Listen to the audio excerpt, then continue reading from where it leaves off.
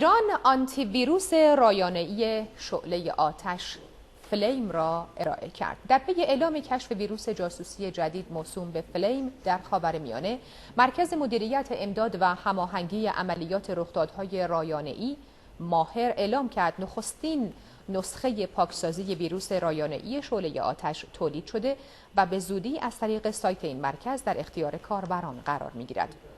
بر اساس اعلام مرکز ماهر و با توجه به طراحی صورت گرفته بدافزار فلیم که از خانواده ویروس رایانه‌ای استاکسنت و دیوکیو است، به کمک این آنتی ویروس که نسخه نخست آن محسوب می شود از سامانه کاربران حذف می شود. خبر شناسایی بدافزار فلیم و تولید نخستین برنامه پاکسازی آن در مرکز ماهر ایران در چند روز گذشته مورد استناد نهادهای علمی و تخصصی این حوزه در سطح دنیا قرار گرفت و رسانه‌های جهان از این اتفاق به عنوان موفقیت ایران در حوزه امنیت فضای مجازی یاد کردند. ایران توانسته ضد ویروس فلیم را طراحی کند. به نظر می رسد این ویروس از ساخته های کشوری باشد که ویروس استاکسنت را در سال 2010 طراحی کرده است. مأموریت اصلی این ویروس فوق پیچیده جاسوسیه. کشف این ویروس به خوبی نشون میده که جنگ اینترنتی مخفیانه در جریانه. ساخت این ویروس نمیتونه بدون حمایت مالی بزرگ یک یا چند دولت صورت گرفته باشه. این ویروس خطرناک اطلاعات رایانه‌ای را دزدیده یا آنها را از روی حافظه اصلی رایانه پاک می‌کند، به طوری که دسترسی مجدد به آن غیر ممکن است. کارشناسان رایانه قدرت ویروس رایانه‌ای شعله آتش را 20 برابر ویروس رایانه‌ای استاکسنت تخمین زدند. کاربران می‌توانند برای اخذ اطلاعات تکمیلی و جزئیات بهره‌گیری از ابزار پاکسازی بدافزار شعله آتش به سایت مرکز ماهر ایران به نشانی اینترنتی certcc.ir مراجعه کنند. Stuxnet had a different objective. That was to attack the Iranian nuclear facilities and damage equipment. And here, Flame, the objective is to steal information. It's basically a cyber espionage tool to eavesdrop on audio conversations. It basically turns the victim's computer into a big microphone. It could record Skype conversations. And when you're in your email in Outlook or Instant Messenger, it basically is taking screenshots of this and sending it to the attacker's command and control server.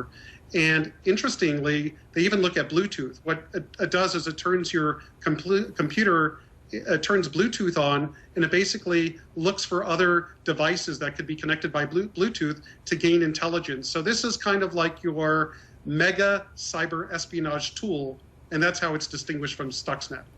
So Kevin, given that, how big a threat do you think Flame is? I think it's pretty substantial. They basically have done a lot to evade all the antivirus software that's available in the market. It's been out there for at least 2 years and pretty much undetected. And it's basically in the wild, meaning it's out there, pretty much in the Middle East and North Africa. And maybe in this case, the target was a particular country's national defense, and maybe they figured, the developers of this malicious code figured it might be discovered in the future, and they kind of made it into a broader attack, so the real target would never be discovered. And of course, we don't know if this is state-sponsored, although from the sounds of it, from what you're saying, it's as big as that. And we don't know if it is state-sponsored, who is behind this. What's your gut feeling, though, given your experience? Well, this particular piece of malware isn't trying to steal credit card numbers or bank accounts. So it doesn't look like it's a piece of malware where they're able to monetize it in that way. In hacktivism, the guys that are writing malicious code that are hacktivists aren't as sophisticated. So that pretty much leaves kind of the idea that this could be a state-sponsored type of cyber weapon. And it's the most sophisticated and complex cyber weapon to date. It looks like they spent a lot of time developing, testing this tool to make sure it was extremely effective. So which country do you think would be after this sort of information?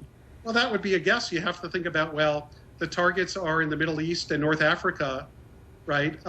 You immediately think about what countries would be interested in getting national defense information from the Middle East. And then you immediately think about Israel, you immediately think about the United States, but that's just a guess. Probably the same actors that deployed Stuxnet.